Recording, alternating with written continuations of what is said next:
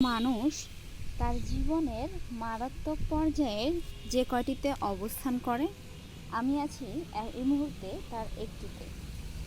এখন আমার অবস্থা এতটাই খারাপ, এই মুহূর্তে আমার সবচেয়ে বড় শত্রু হলাম আমি নিজেই। আমি যদি নিজেকে কন্ট্রোল করতে পারি তাহলে আমি সবার সঙ্গে ভালোভাবে থাকতে পারবো।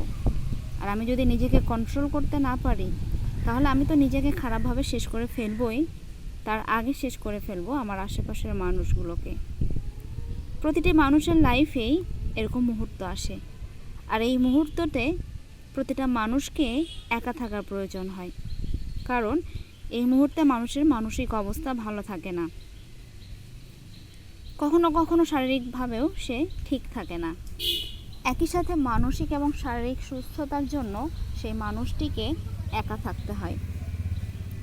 কিন্তু আমরা লাইফে এমন কিছু মানুষকে জড়িয়ে ফেলি, আমরা না পারি একা থাকতে, না পারি সেই মানুষগুলোর সঙ্গে থাকতে, না পারি তাদেরকে বোঝাতে, না চাই তারা আমাদেরকে বুঝতে। এই যে একটা দ্বিধাদ্বন্দ্বের সমস্যাটা, এই যে একটা দ্বিধাদ্বন্দ্ব, এই দ্বিধাদ্বন্দ্বের মাঝেই একটা মানুষের পুরো লাইফ কেটে যায়। মানুষটার জন্ম হয়, ছোটোবেলায় সে কথা বলতে পারে না, একটু বড় হয়, বড়রা তার উপর নানা রকম প্রেশার চাপিয়ে দেয়। আর একটু বড় হলে বলে, তুমি এখনও ছোট আছো, তুমি কিছু বোঝো না, তুমি আমাদের ইচ্ছাতেই চলো। এই যে একটা শিশুর বাবা মার ইচ্ছাতে চলা শুরু হয়ে যায়, এই ইচ্ছাটার কখনো শেষই হয় না, নিজের কোনো ইচ্ছাই থাকে না বলতে গেলে। আমরাও ছোট থাকতে ভাবি, আচ্ছা ঠিক আছে, বাবা মা তো আমাদের ভালো চায়, তাদের কথাই আমরা মেনে নিই। তাদের কথা মানতে মানতে আমাদের ইচ্ছাটা একসময় এসে এমন এক জায়গায় হারিয়ে যায়, তখন আমরা আমাদেরকে খুঁজেই পাই না। এই যে আমরা আমাদেরকে হারিয়ে ফেলি, এই খুঁজে পেতে পেতে আমাদের বড্ড দেরি হয়ে যায়। আর যখন খুঁজে পাই তখন শুধু মহাসমুদ্র সমান হতাশা ছাড়া আর কিছুই পাওয়া যায় না।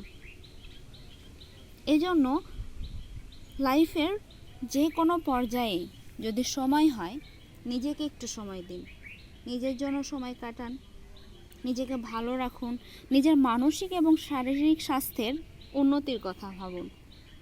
আশেপাশের মানুষও দেখা যাবে অসুস্থ, আপনিও অসুস্থ। তারা হয়তো শারীরিকভাবে, আপনি মানসিকভাবে। তাদের শারীরিক অবস্থার উন্নতি ঘটাতে যে আপনি মানসিক তো অসুস্থ ছিলেন, এরপর আপনি মানসিক অসুস্থতা থেকে যুক্ত হবেন শারীরিক অসুস্থতার সঙ্গে। আর এই অসুস্থতা দুটো যদি আপনাকে একবারে পেয়ে বসে, আপনি কিন্তু শেষ। আপনাকে সেই মুহূর্তে এই পৃথিবীর কোনো শক্তি আর বাঁচাতে পারবে না। শুধুমাত্র একটা ব্যক্তি আপনাকে বাঁচাতে পারবে, আর সেটা হলো আপনি নিজেই। এজন্য নিজেকে কখনো নিজের কাছ থেকে হারাতে দেবেন না।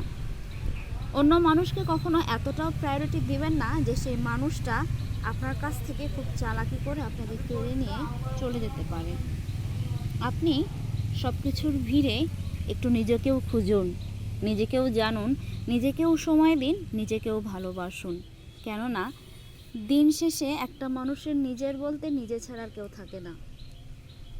বাদবাকি যারা থাকে তারা শুধুমাত্র আপনার শুভাকাঙ্ক্ষী, তারা শুধু আপনাকে পথ দেখাবে, কিন্তু আপনাকে সেই পথে চলতে হবে নিজেই।